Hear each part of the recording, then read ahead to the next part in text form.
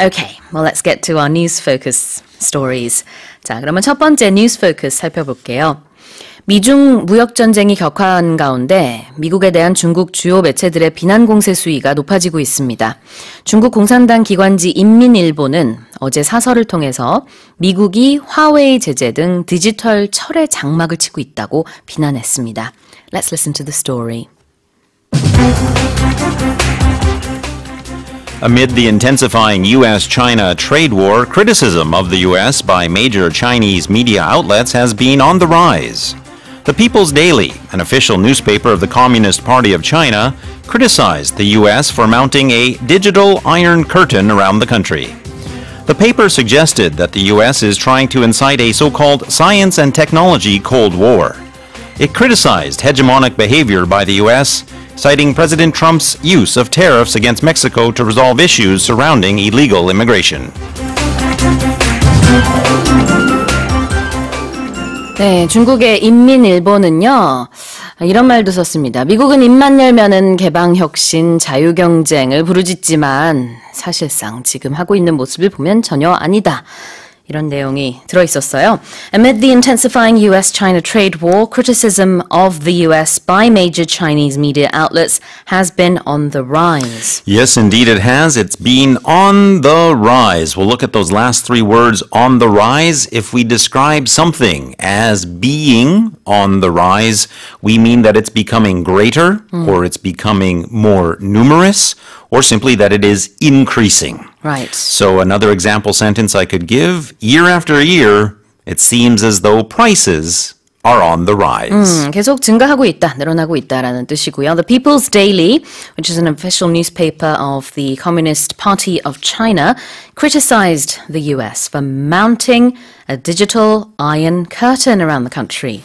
Right, let's look at that word mounting, of course, coming from the root word mount. And that's M-O-U-N-T, in this case I-N-G.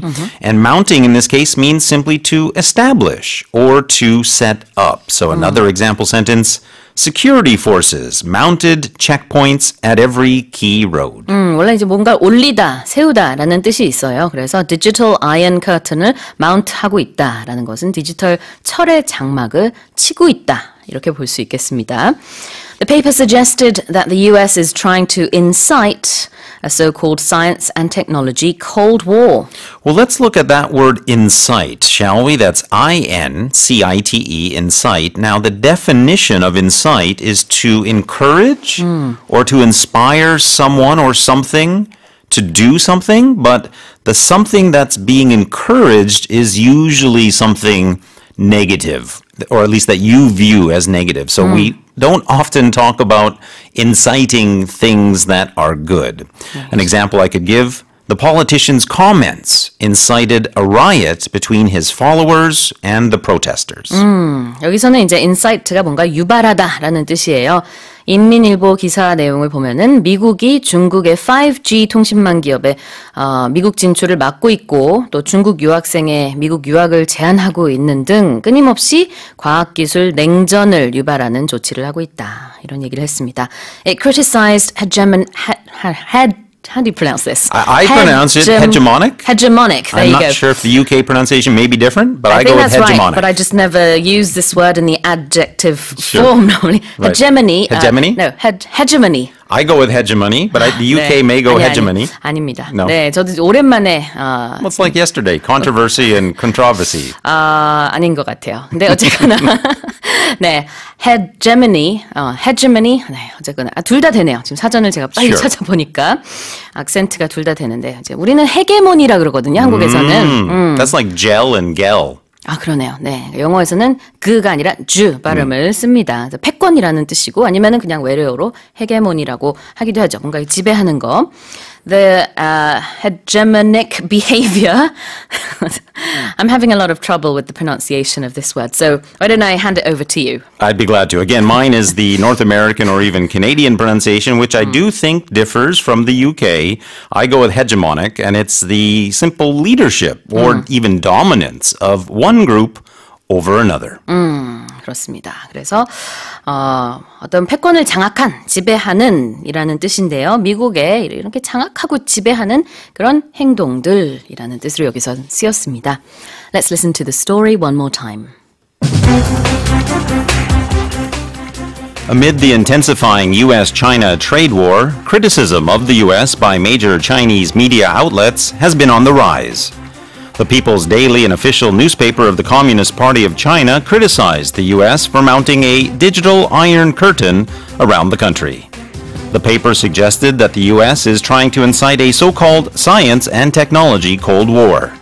It criticized hegemonic behavior by the U.S., citing President Trump's use of tariffs against Mexico to resolve issues surrounding illegal immigration. Hegemonic behavior. Hegemonic. I nailed it, finally. All right. 아싸! 그러면 두 번째 뉴스 포커스로 넘어가겠습니다. 미얀마에서 한 기업인이 버려지던 자전거를 모아서 시골 아이들의 학교 통학을 돕는 폐업 공유 자전거 사업을 펼쳐 눈길을 끌고 있습니다. 통학 시간을 줄이면 공부에 더 많은 시간을 쓸 수 있고 이를 통해 가난에서 벗어날 기회가 더 많아질 수 있다는 생각에서 시작했다고 하는데요. Let's listen to the story.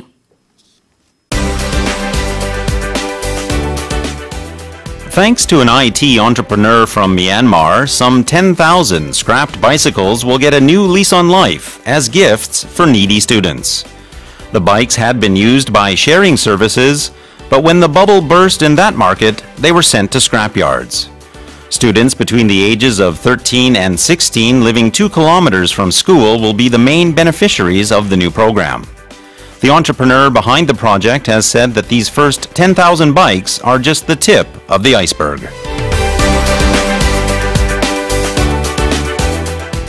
네, 미얀마 출신 IT 기업인인 마이크 탄툰 윈 씨가요. 지난주 말레이시아에서 양곤으로 자전거 3,300대를 이제 실어오면서 이 폐업 공유 자전거 사업이 눈길을 끌고 있습니다. This person is actually very young. They're in their 20s themselves. So we're looking at someone who's maybe thinking about their own upbringing and what education is for them. Yes, I think he actually referred to himself as being part of the motivation behind this. Yes. Thanks to an IT entrepreneur from Myanmar, some 10,000 scrapped bicycles will get a new lease of life. Yes, and actually, I think I read that a new lease on life. It should actually be new lease on life. Excuse me. That is a definite typo there. I know I read it new lease on life because that is the expression.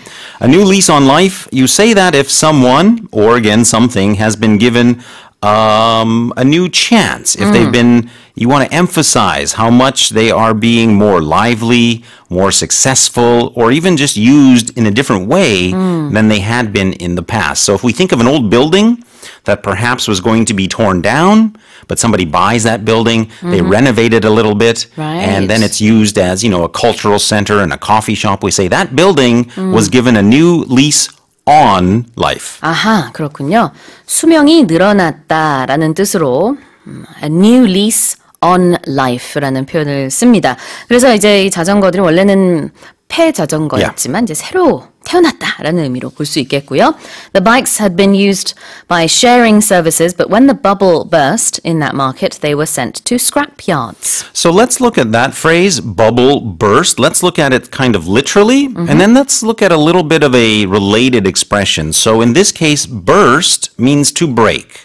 And we often talk about bubbles in various markets. So when the bubble breaks, we say exactly this, the bubble burst. Right. However, there's another expression that might even be a bit more common, and that's to burst someone's bubble. And when you burst someone's bubble, you're giving them information that will probably disappoint them because it changes the way they think, or it changes something that they believe. I could say this, I hate to burst your bubble, but I think that new brand name watch that you bought, I think it's a fake. Oh no!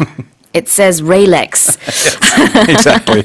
I hate to burst your bubble이라고 하면은 좀 실망시켜드리고 싶진 않은데 아니면은 너의 그 기쁜 상태를 내가 깨고 싶지는 않은데 이런 느낌이에요. 그러면서 보통 뭔가 좀 비판적인 얘기라든지 아주 객관적인 얘기가 뒤에 나오죠. When you need to tell somebody the truth, but that truth is very difficult, Right. you can use that phrase to kind of try to soften things a little bit. I hate to burst your bubble, but I don't think she likes you. I used to have to tell my friends that in high school all the time. 아, 그렇군요. 뭔가 잔뜩 기분이 부풀어 있을 때 그걸 내가 깨야 되나 말아야 되나 깨야겠다. 친한 친구니까 라고 할 때 쓸 수 있는 표현이 I hate to burst your bubble, but가 되겠고요. 여기서의 bubble, burst 됐다라는 거는 어떤 거품이 터졌다. Yeah. 우리가 뭐 real estate 얘기할 때는 부동산 거품이 터졌다라고 할 수 있겠고요. 여기서는 sharing, 공유 서비스의 버블이 터졌다. 더 이상 그런 사업이 이루어지지 않았다라는 뜻이 되겠습니다. And students between the ages of 13 and 16 will be the main beneficiaries of the new program. Right, a beneficiary is simply a person or sometimes a group of people that receives benefits from something. When we talk about insurance policies, we very often hear this word. So the person who gets the benefit of an insurance Yep. product is, of course, the beneficiary. 수혜자라는 뜻이 되겠습니다. And just one more, the entrepreneur behind the project has said that these first 10,000 bikes are just the tip of the iceberg. Yeah, we use that phrase, the tip of the iceberg, to say that there are more things coming. So this is just a small start of something bigger. Think of an iceberg in the ocean. The part we can see is just the tip. There's a lot more of that iceberg underneath the surface that we can't see. Anytime you want to talk about doing a lot more, you can use this phrase, the tip of the iceberg. 빙산의 일각이군요. Let's listen to this story one more time. Thanks to an IT entrepreneur from Myanmar, some 10,000 scrapped bicycles will get a new lease on life as gifts for needy students. The bikes had been used by sharing services, but when the bubble burst in that market, they were sent to scrapyards. Students between the ages of 13 and 16 living 2 kilometers from school will be the main beneficiaries of the new program. The entrepreneur behind the project has said that these first 10,000 bikes are just the tip of the iceberg. Okay, let's remind our listeners of today's quiz. Well, our quiz today is something about food. A food that doesn't contain meat and is made with vegetables only is known as what kind of food? Is that number 1, vegetarian food, or number 2, veterinarian food? 네, 굉장히 비슷한 단어지만 하나는 채식, 채소와 관련된 단어고요. 또 하나는 동물과 관련된 단어입니다. 짧은 문자 50원, 긴 문자 100원에 샵 1045로 보내주시고요. 반디 게시판이나 카카오톡 플러스 이용도 가능합니다. 총 5분께 추첨을 통해서 유기농 건강즙 보내드릴게요. 노래 듣고 와서 세 번째 뉴스 포커스 살펴볼 텐데요. This is Eruption, One Way Ticket. 자, 다음 뉴스 포커스 살펴볼게요. 인류 역사상 최대의 상륙작전이자 제2차 세계대전의 판도를 바꾼 노르망디 상륙작전이 75주년을 맞았습니다. 당시 연합군 총사령관이던 드와이트 아이젠하워 장군이 작전 개시 하루 전 아내 메이미 여사에게 보낸 편지가 공개돼 화제를 모으고 있습니다. Let's listen to the story. Leaders of several nations, including French President Emmanuel Macron and UK Prime Minister Theresa May, gathered this week to commemorate the 75th anniversary of the Normandy invasion. Along with the summit, a letter sent by Dwight Eisenhower to his wife a day before the launch of the game-changing operation has been made public. His letter said that he would go on a series of trips that would take several days, apparently mindful of the landing operation at the time. He also mentioned feeling stymied about choosing a topic for the letter. It's thought that the letter was deliberately ambiguous to avoid possible detection by enemy forces. 1944년 6월 5일에 쓰인 편지가 드러난 건데요. 그 내용을 보면은 내일부터 엿새에서 열흘 정도 지속할 1년의 여행을 간다. 이렇게 써 있습니다. 근데 이게 바로 그 상륙 작전 하기 전날이었어요. 좀 애매모호한 표현이 일부러 쓰였다. 이렇게 분석이 되고 있죠. Leaders of several nations, including the French President and the UK Prime Minister, gathered this week to commemorate the 75th anniversary of the Normandy invasion. And along with the summit, a letter sent by Dwight Eisenhower to his wife a day before the launch of the game-changing operation has been made public. Yeah, the whole letter is available online. You can actually read the letter itself, and boy, oh boy, if you ever need proof of how much language changes, just read that letter. I mean, that's from the 1940s, and it's almost, to me, and it's, I guess, well, he's American. I was going to say it's British English. It was written in overseas, but of course he's American. But it's almost unrecognizable as English. The syntax, the grammar, the vocabulary, it's very, very different in any case.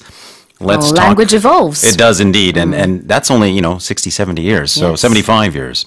Let's look at this expression, game changing. And of course, I don't mean to imply that war is a game. Indeed, it is not. But we use this phrase, game changing, to describe any potential activity, event that can change the outcome of something extensively. 그렇죠.